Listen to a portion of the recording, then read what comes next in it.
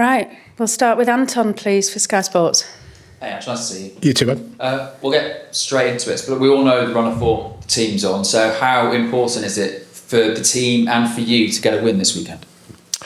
Yeah, always important to win the next game, irrespective of what's happened previously. And, no different tomorrow.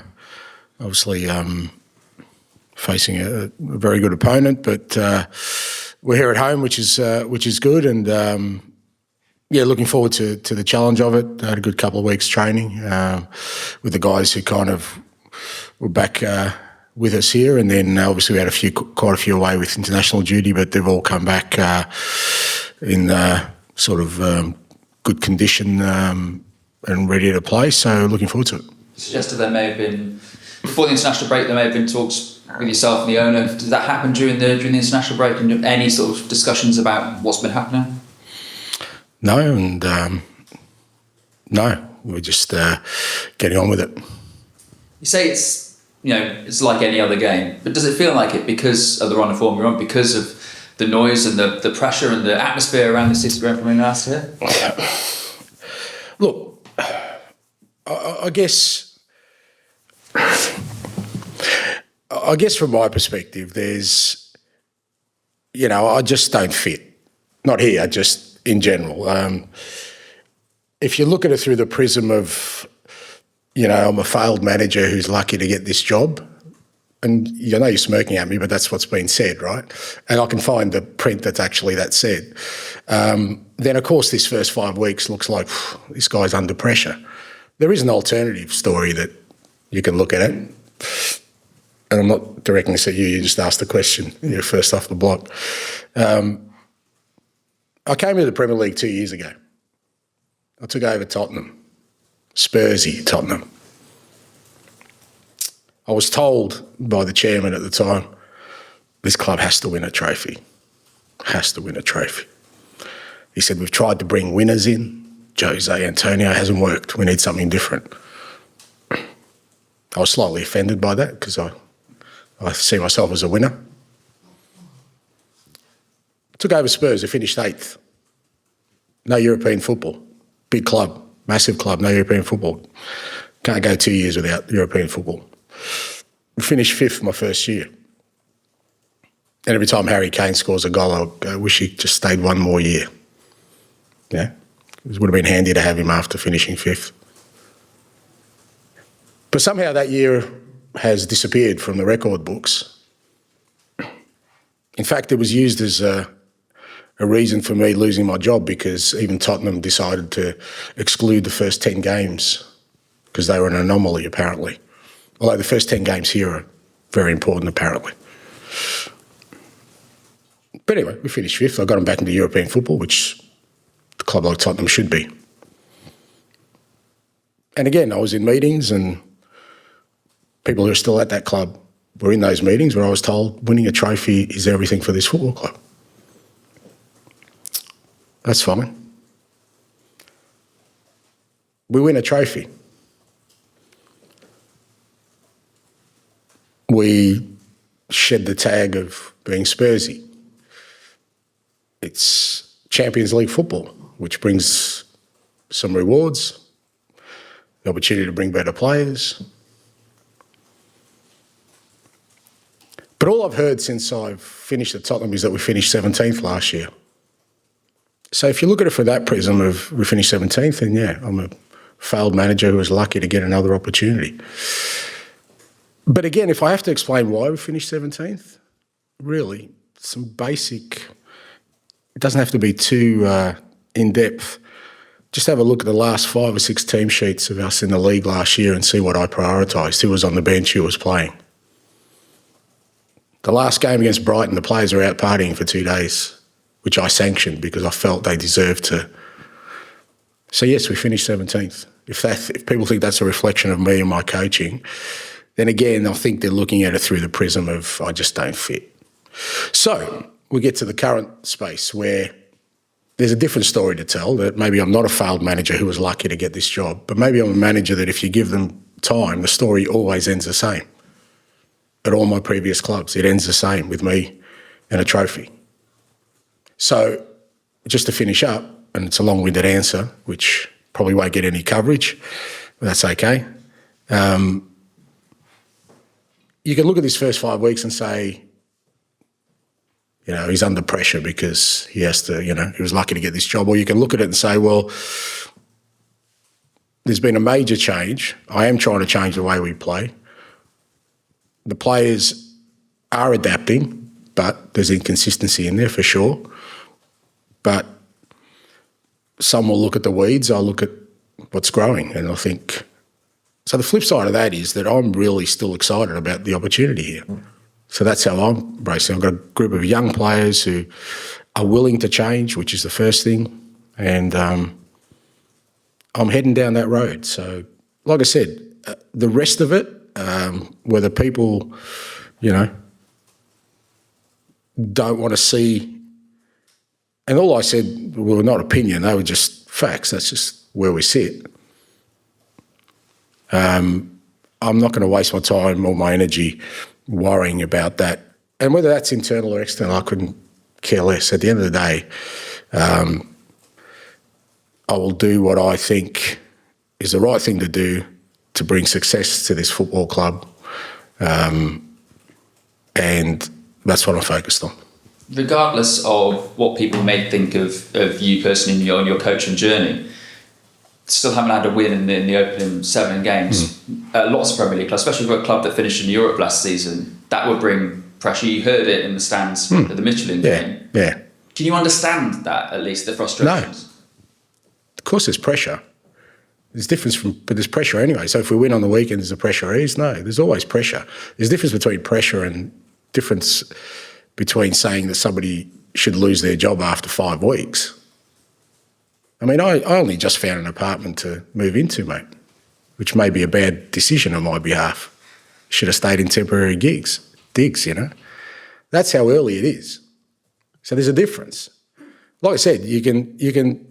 Yeah, we haven't won a game. I'm as disappointed as anyone with that. No one likes not winning games of football. But within that context, if you look at those games and suggest to me that we weren't in a position to win any of those, then that's a different story as well.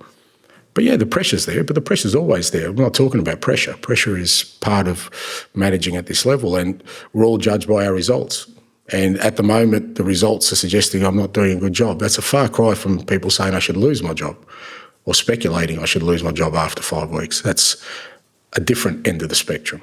But when you're coming in this early on someone like me, as I said, you're looking at it through the prism that I'm really fortunate to be sitting here.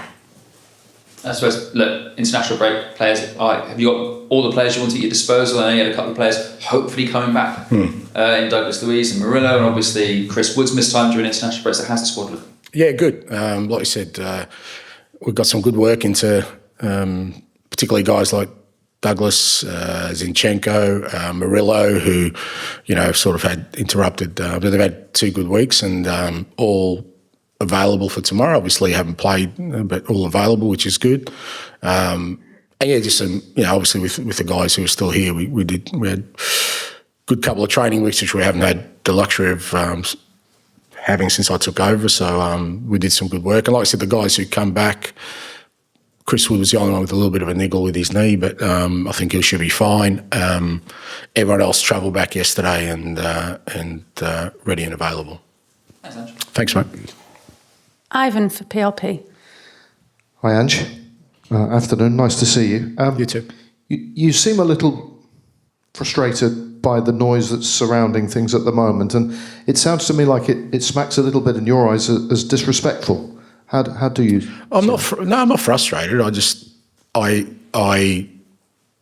I guess from my perspective, I don't know how to address it because, like I said, I'm not going to sit there and try and justify. If people have already made up their minds after 5 weeks about, particularly as I'm not a newcomer, I have a history. So, I just think, well, how do I address that? Do I, do what I did today, try and explain it? Maybe I'm not great at PR around myself. Maybe I need to get people spruiking for me. But again, I don't think that's the way to go. But, like I said, so it's not frustration. It's just I'm not really sure how to address it other than just to try and emphasise the fact that it doesn't affect my day-to-day, what I'm trying to achieve with this football club, and the fact that I'm really excited about the opportunity here. And we're talking about this morning or this afternoon. Does that not take away the messaging you'd rather have with the players and the focus being on the team that you're trying to build? Yeah, it's not helpful, but I think again it's just something we have to deal with and try and sort of insulate the players from. As I said, they've been great since I've come in. We're obviously changed a lot of things, the way we train, the way we play. And we're seeing underlying improvement in that. Some of the physical metrics, we're getting closer, but we're still well off where we need to be. But, guys are sort of getting to a physical base that they haven't been to before, which is great for us. There's some other underlying metrics which show that we're heading in the right direction in terms of style of football. The ultimate metric of winning a game is what's eluding us at the moment, but I guess that encourages me that the players are not too kind of distracted by what's going on. But I guess all of that stuff is not helpful. I'm sure they read the same stuff that everyone else reads. Obviously, confidence, self-belief, they're hard to build. They're easily broken. Is that an issue at the moment, given the current run? Look, I guess just from the point of view of rewarding the players, as I said, I think I've said before, the greatest accelerator of learning and sort of development is reward, and we just haven't had that reward yet, which I think will help with getting even more buy-in from the players, because obviously they are understanding the things a little bit different with the way we're playing and the way we're training and our approach to games. So from that point of view, if we can get a victory, it just accelerates that growth, I think, because they buy into it even more. So I think that's what probably will be helpful for us at the moment. I took on board last time round that you don't like giving messages to supporters, but it's good to take them with you, isn't it? Buy you some time. I mean, what would you say are reassuring messages you might be able to give at the moment to those that may be questioning things at the team and the club? Again, it depends on the prism of which you look at it. If people don't think I fit just because of who I am before I've even started, then you can't change that. My feeling towards supporters has always been the same, is that they're allowed to express whatever opinion and emotion they need, because there's always a caveat to it that they're allowed to change, and usually results will change. So I never take that stuff personally. And it's for me, I'm sure that there wouldn't be a supporter out there who's not desperate for us to win tomorrow, whether they like me or not. So that's the key thing. And from my perspective, it's about trying to focus on that, giving them something to, be encouraged with and to get behind the team, because there's no doubt it helps, particularly in your home games. That if the supporters, I don't get the sense the supporters are not behind the team. I think they are. I think they can create a special atmosphere. Now, whatever sort of issues surrounding me or my appointment there may be, they can easily be overcome, again, with wins on the board, and that's what we'll focus on. Final one from me. Big challenge, Chelsea, whenever you play them. I think you've played them as a manager 4 times and been beaten 4 times. What can you do differently this time? How do you assess the challenge? Yeah, look, again, that's real surface stuff. There's context to all those games, and if you look at all those games, there was some pretty big moments in them. But irrespective, like you said, they're always a big challenge. They're a very good side. They've got a lot of talent. They've got a strong squad. But I enjoy those games. I think they'll come to play, which will be great for us to really challenge ourselves with the way we want to play.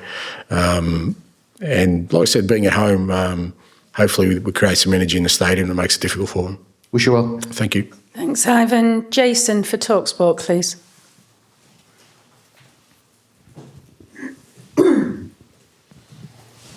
Hi, Ange, hope you're well. Just want to talk a bit more positively, if we can, at the moment. Elliot Anderson performed well with England again in midweek. How good is he?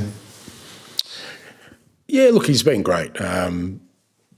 Obviously, from afar, you could tell, the talent he has, but I think he's really grown. I think the England experience certainly is, both camps have gone really well for him, and I think it's always why I kind of encourage international football, exposure for players, because you get more belief because you're surrounded by, the elite for your nation, and if you feel like you can fit in, and then you feel like you can actually contribute, and then you feel like, you belong, it just helps you grow, and you can see that growth in him. And I think the exciting thing with Elliot is it's very, very much the beginning of it, the beginnings of what he can possibly be. And again, I've only worked with him a short time, but you just see him as a person. He's definitely not going to be one of these young players where it all becomes too much for him, or he kind of gets complacent. He's pushing. He's had a taste of it now, and you see a real hungry footballer wants more.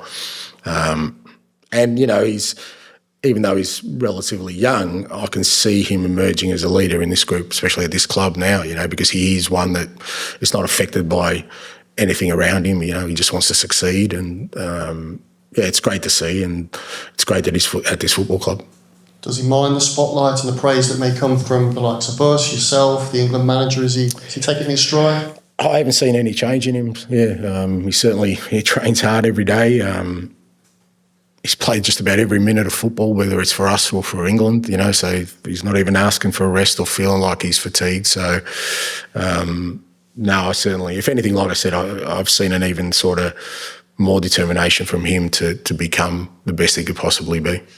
Just back to how you use the international break personally. You mentioned about a little bit of training with the players that are back here, but do you do anything differently during the international break? Do you take some time off? Are you reviewing everything that's going on? How do you utilise those 2 weeks? Yeah, I think they are sort of an opportunity to assess, reassess. Training was important because we haven't had a lot of training time since we've got here. I think, like I said, we had less than 4 weeks from the moment I got appointed to the end of the start of the next break, and we had 7 games, so we didn't have a lot of training time. So just the opportunity to have some training time with the guys that were here was important. And yeah, you get some, obviously there's no games, so there's no press conferences, so it gives you a chance just to sit down and kind of reflect on what's been happening, and even on a personal front, just find a place to live, just do the things that normal human beings do. And so from that point of view, it's been good. What are the biggest challenges in the job right now? It might sound like a pretty basic question, but given everything that's going on, what are you finding the most challenging at the moment? Firstly is to ignore everything that's going on, because it's of no concern to me, and I can't control. So I've always, again, I dealt with this in my last sort of 4 months at Spurs. Every week I'd get questions about my future. It